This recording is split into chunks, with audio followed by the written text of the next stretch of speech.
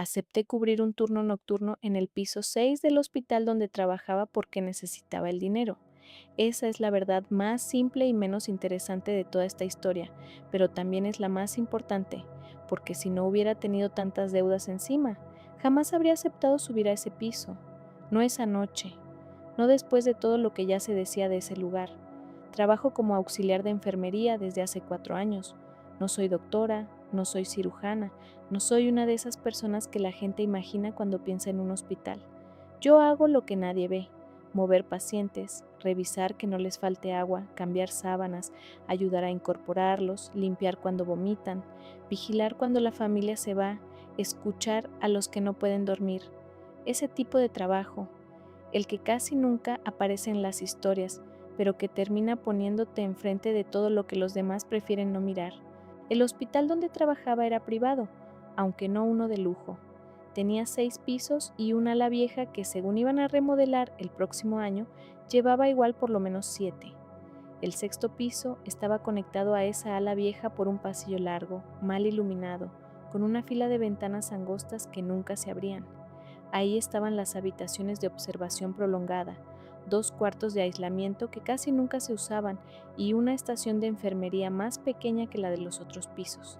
Desde mi primera semana escuché comentarios sobre ese lugar, nada exagerado al principio, cosas normales de hospital, que en la noche se escuchaban monitores encenderse solos, que a veces se activaba el botón de llamada en cuartos vacíos, que algunos pacientes deliraban más ahí que en otros pisos, que una señora había jurado ver a una niña sentada en el carrito del material, que si hacías rondines entre las 3 y las 4 de la mañana, sentías que alguien caminaba detrás de ti justo al pasar frente al cuarto 612. Yo nunca le di importancia. En los hospitales siempre hay historias así, siempre. Si no son fantasmas, son pisos malditos. Si no son pisos malditos, son quirófanos con sombras. La gente necesita explicarse de alguna manera tanto cansancio, tanto medicamento, tanto dolor acumulado. Hasta ese viernes, mi turno normalmente era en el cuarto piso, pero una compañera del sexto llamó para decir que no iba a presentarse. Dijeron que tenía fiebre. Luego otra no quiso doblar turno. Luego el supervisor empezó a buscar quién pudiera subir. Nadie quería. Uno dijo que ya había hecho horas extra. Otra dijo que tenía a su hijo enfermo. Otra ni siquiera disimuló. Yo al sexto no subo de noche. Lo dijo medio en broma, pero nadie se rió. Yo llevaba 2 semanas cortísima de dinero. Mi mamá necesitaba medicamentos para la presión. Yo debía la mitad de la renta y además se me había descompuesto el ventilador del carro. Así que cuando el supervisor dijo que pagarían el turno como extra nocturno, levanté la mano. Todavía recuerdo la cara con la que me vio Sonia, una enfermera veterana. No fue una cara de qué valiente, fue una cara de qué necesidad. Subí al piso 6 a las 10:43 de la noche. Lo primero que noté fue el silencio. No un silencio total, porque en un hospital nunca existe eso. Siempre hay zumbidos, pasos lejanos, ruedas, respiradores, alarmas, puertas. Pero el sexto piso tenía otro tipo de silencio, uno apretado, como si todos los sonidos llegaran amortiguados, como si las paredes se los tragaran antes de dejarlos correr. La jefa de turno esa noche era Alma, una enfermera de unos 50 años que ya había visto de todo y hablaba como si nada la sorprendiera. Me entregó la lista de pacientes, me explicó las indicaciones generales y luego, justo antes de irse a revisar un expediente, me dijo algo que entonces me pareció una tontería. Si escuchas que te llaman de las 612, primero asómate por la mirilla, no abras en cuanto toquen. La miré sin entender. ¿Por qué? Porque el señor de ahí está sedado y a veces la familia golpea la puerta pensando que no los oímos abajo. No sonó raro hasta que revisé la hoja y vi que en el cuarto 612 no había familia registrada para esa noche. El turno empezó normal. Había 6 pacientes ocupando habitaciones esa noche. Una señora postoperatoria que no dejaba de quejarse del dolor, un señor con neumonía, un muchacho esperando estudios, una paciente geriátrica que se arrancaba la vía si la dejaban sola demasiado tiempo y 2 pacientes en observación. Nada fuera de lo común. Durante casi 2 horas no pasó nada. Hice rondines, Acomodé almohadas, llevé agua, registré signos, ayudé a una enfermera a cambiar a un paciente y fui a la estación a imprimir unas etiquetas. Alma estaba tranquila, incluso de buen humor. A la 1:12 me dio un café del horrible que salía de la máquina y me dijo que si aguantaba la madrugada ya la había armado. Yo empecé a pensar que todo lo que decían del piso 6 era puro teatro. A la 1:47 sonó el llamado del cuarto 612. Lo escuchamos las dos al mismo tiempo. Ese pitido seco, breve, que se activa cuando el paciente presiona el botón junto a la cama. Alma levantó la cabeza. Yo también. Ella no se movió. Ve tú, solo asómate primero. Tomé la hoja, caminé por el pasillo y llegué frente a la 612. La puerta estaba cerrada, la luz interior encendida. Me incliné hacia la pequeña mirilla de vidrio. La cama estaba visible desde ahí. El paciente, un hombre mayor, seguía acostado de lado. Lo vi inmóvil, con la mascarilla de oxígeno y los brazos sobre el pecho, dormido o profundamente sedado. Abrí apenas. «Señor, ¿necesita algo?» Nada. Entré un poco más. La pantalla del monitor marcaba signos estables. La vía seguía en su sitio. El botón de llamada estaba colgando junto a la cama, del lado contrario al brazo que el señor tenía libre. Para alcanzarlo habría tenido que incorporarse bastante. Lo acomodé de nuevo, comprobé que todo estuviera bien y salí. «¿Y?» preguntó Alma cuando regresé. «Nada, está dormido.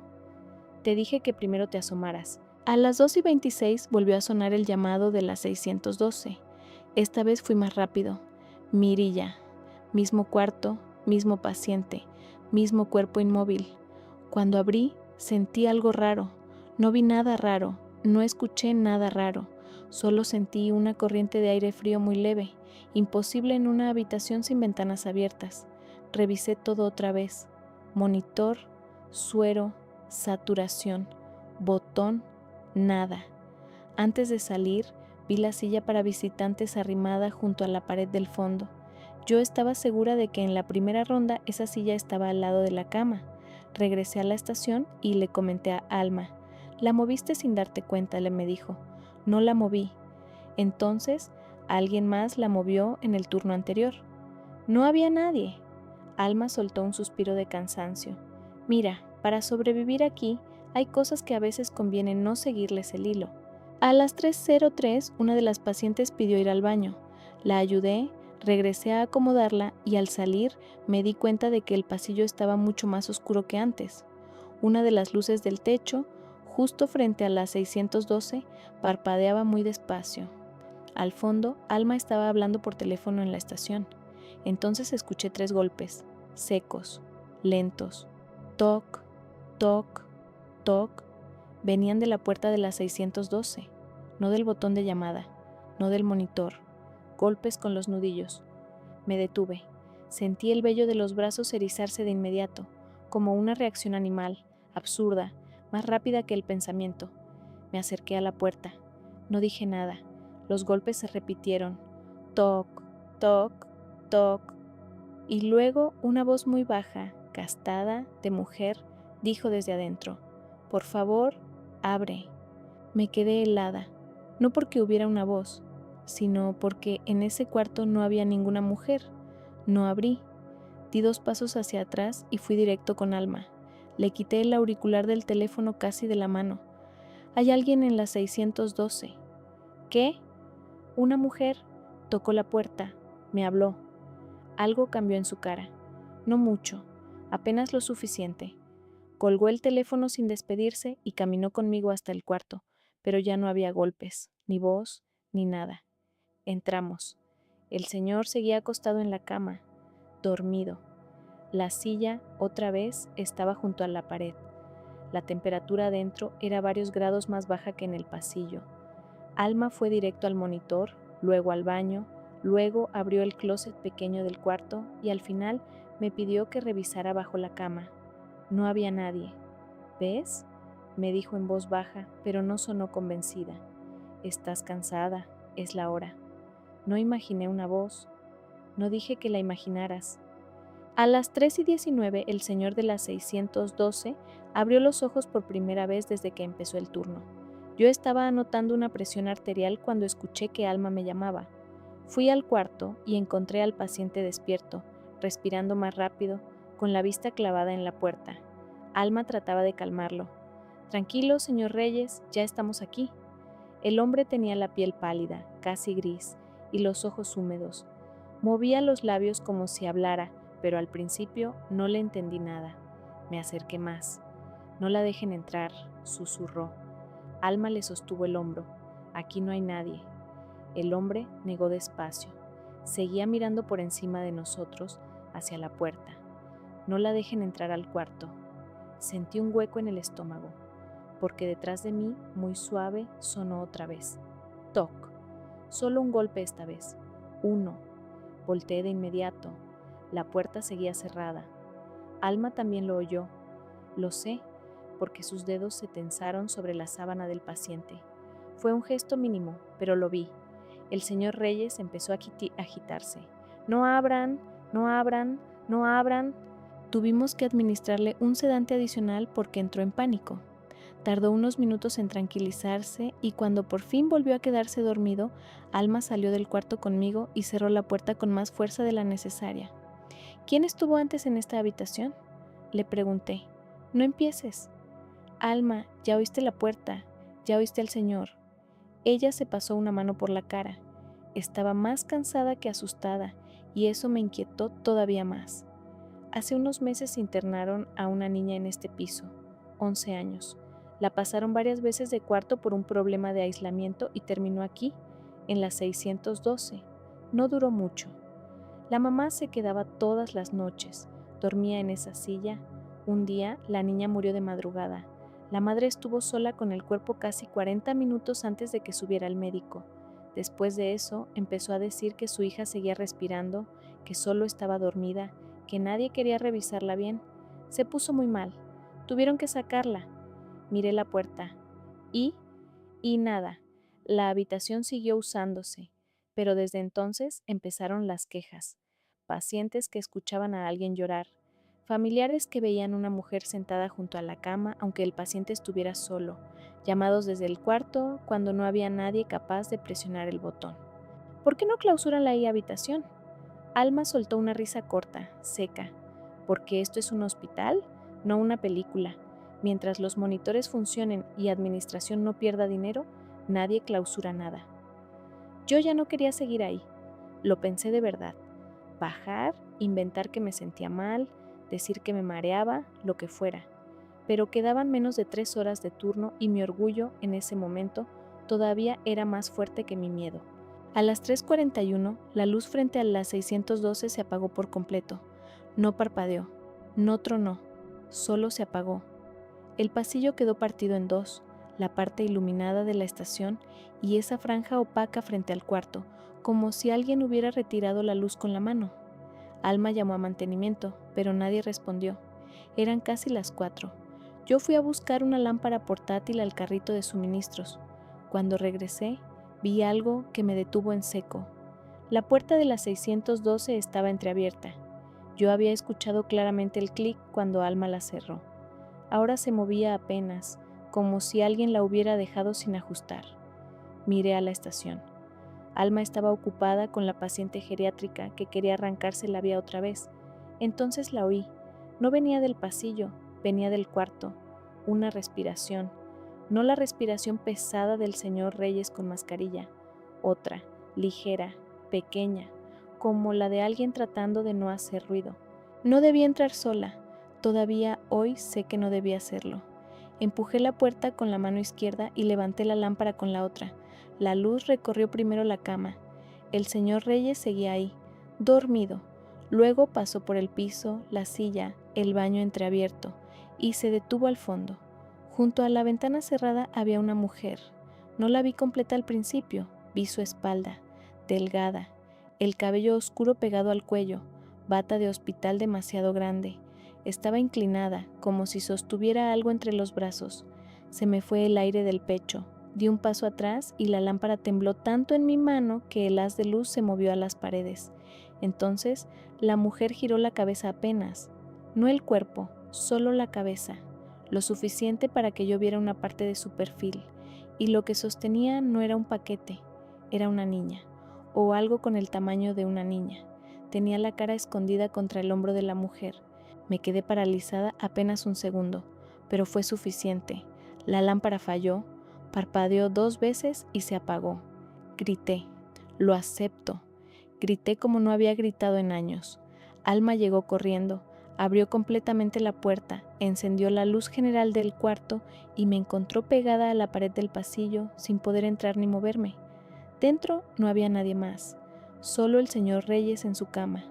La silla estaba junto a la ventana, y la ventana por dentro tenía humedad, como si alguien hubiera apoyado la frente ahí. No sé cuánto tardé en volver a hablar. Recuerdo a Alma diciéndome que respirara. Recuerdo que me dio agua. Recuerdo que quise irme varias veces, pero no podía dejar de temblar. El resto del turno fue una tortura lenta. No volvió a sonar el botón de llamada. No volvieron a tocar la puerta. Eso casi fue peor, porque el silencio ya no era un rumor, era una espera. A las 5:32 llegó el cambio de turno. Le dije al supervisor que no volvería a cubrir el 6º piso, ni de día, ni con doble pago, ni aunque me lo pidieran de rodillas. No discutió, solo me miró un poco más de la cuenta, como si quisiera saber si yo había visto lo mismo que otros antes. Bajé al estacionamiento con las piernas flojas. Estuve sentada dentro del carro casi 20 minutos antes de poder manejar. No dormí en todo el día. A la noche siguiente me llamó Alma. Nunca me había llamado fuera del trabajo. Contesté pensando que faltaba alguien de nuevo o que querían convencerme de subir. Su voz sonaba distinta, más baja, más vieja. El señor Reyes murió a las 3:14 de la madrugada, me dijo. Me quedé callada. ¿Y? Pregunté al final, porque no entendía por qué me lo decía. Alma tardó unos segundos en responder. Antes de morir, pidió que movieran la silla. Dijo que no quería que la madre se sentara tan cerca. No supe qué decir. Pasaron varios días antes de que yo volviera a trabajar normal. Evité el 6º piso incluso cuando me tocaba pasar cerca para llevar expedientes. Si podía usar otro elevador, lo hacía. Si tenía que subir material, pedía que alguien más lo llevara. 2 semanas después, una compañera de mantenimiento con la que a veces desayunaba me contó algo sin que yo le preguntara. La luz frente a la 612 no estaba fundida, ni tenía falso contacto, ni un solo desperfecto, pero llevaba apagándose sola entre las 3:00 y las 3:20 por lo menos desde hacía 3 meses. No lo reportaban ya porque siempre volvía a encenderse sola. Tiempo después remodelaron parte del piso, pintaron paredes, cambiaron puertas, movieron una estación de enfermería, actualizaron camas.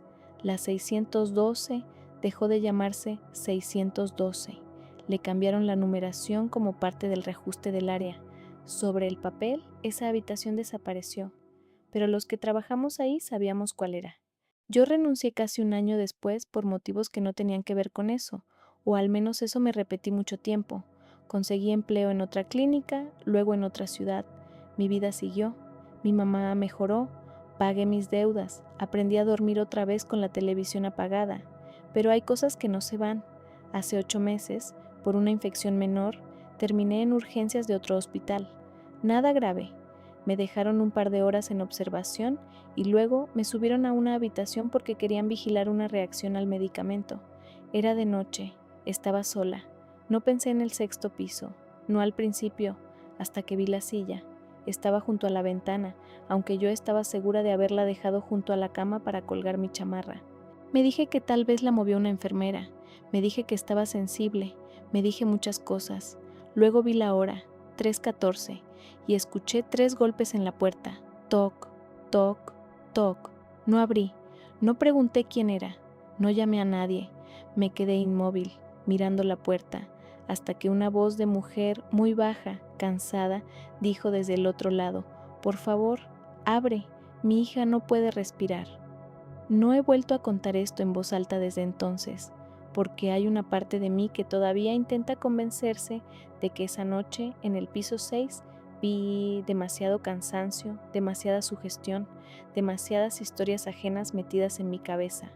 Pero hay otra parte, la que se despierta algunas madrugadas sin razón y revisa la hora antes de volver a cerrar los ojos, que sabe perfectamente lo que escuchó y esa parte entiende algo que yo habría preferido no saber nunca. Hay lugares donde el dolor no se queda en los recuerdos. Hay lugares donde sigue buscando una puerta que alguien le abra.